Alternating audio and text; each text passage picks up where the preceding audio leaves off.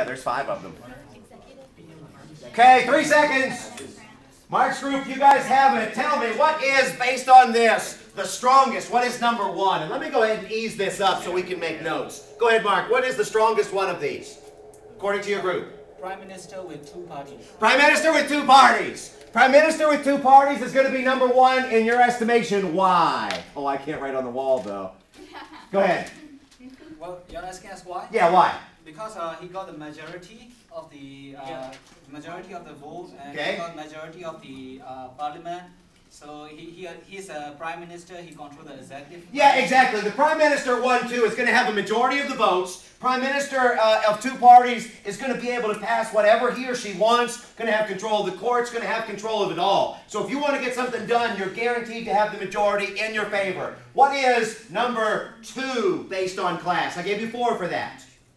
4, 3, 2. Need an answer. 1. President of France. President of France. -2. Go. No. Hold on. 4. The next one is going to be Russia, the executive. Actually, it is going to be Russia. Why would you say Russia? Because it was the whole Vlad Putin thing. Because what about Vlad Putin? He was able to, because of his personality, people looked at him and gave him a lot of power. He was able to move from, what was it? Why do I have executive up here and not president? Because you trying to combine both of them. Because one has a term limit, and 4, from the one that had a term limit to the 3, one that be didn't specific. keep He went power. from president to prime minister. Ah! Vlad Putin was an incredibly strong Russian president first. And somebody said it, there is a term limit that's involved, so they were worried he was going to keep it. What did he do? He jumped over to the prime minister. Who is now the president there? That's true, but to explain it to me, what's the significance of who the president is now? It's not really Because factor. he It's Vlad Putin picked basically them. still doing it. That's what it is. 1, 2, 3, 4, 5, 6. Vlad Putin picked the president. So with this in mind, he's still basically president and prime minister at the same time. With this kind of power, prime minister probably 1, executive 2. It could be depending on this, but very, very close. Who's 3? 4. The president of France. Why? Because they're in the split system. 4. They're cohabitating. They're cohabitating. That's why the president of France. -2. -2. You guys have it. President of France. Why is the president of France 3rd? Go. It's a hybrid system. That's why the president of France is the strongest. Anybody in the group? Why is the president of France? Go ahead. Go ahead. Yeah. Is it? Yeah, it is number 3. I'm not pulling your chain on this. Why? That's what I'm looking for. We were in the Should we get the point for Did we get point for that? Did we get point for that? Yeah, I did. And then I took some away. I just ticked off 6. I really did. You guys have it. If he has approval, then he will be because. Okay, so if the president of France has high popular approval, why is that different than the American president or the English prime minister? What's different about the French president? Please let me go. 4. Oh, it's really, really obvious. It's already even been said. 3. Because he doesn't have to go through everything gets passed. His approval, he can pass it. 2. What is different about the French president? There's no checks and balances. 1. Hold on. The French president's appointed. I'm just saying, he's elected How's he elected? through election. Yeah, how's he elected? 4, 3, 2. What's that? Indirectly. -2. I meant directly. -2. Okay, let me wrap up the French one. Quiet down. Let me wrap up the French one and put all the hands down. Put all the hands down. The French president is going to be number 3, as you said, if the president has high approval. And see, here's the thing on this. If you have a very popular French president, number 1, the French president is directly elected by the people.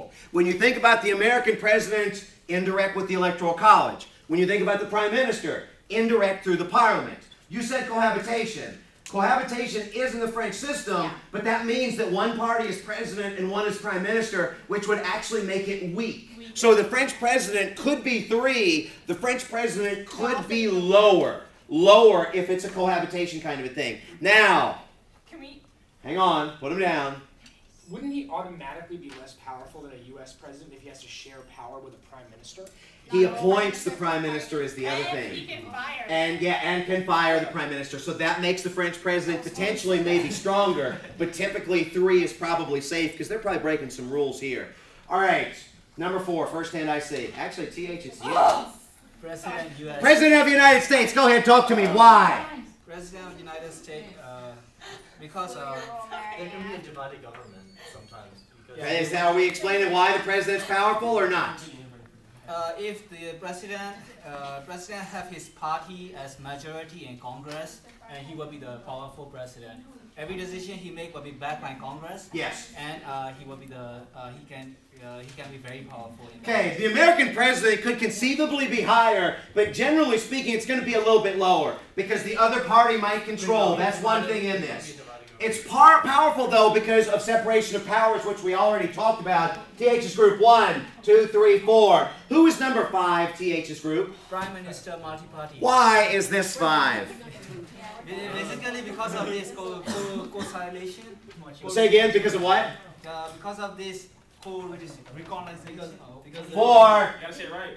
3. A lot of party. He need to keep a lot of party as majority. I don't know what the word is. Okay, everybody in the group can say this now. 4, 3,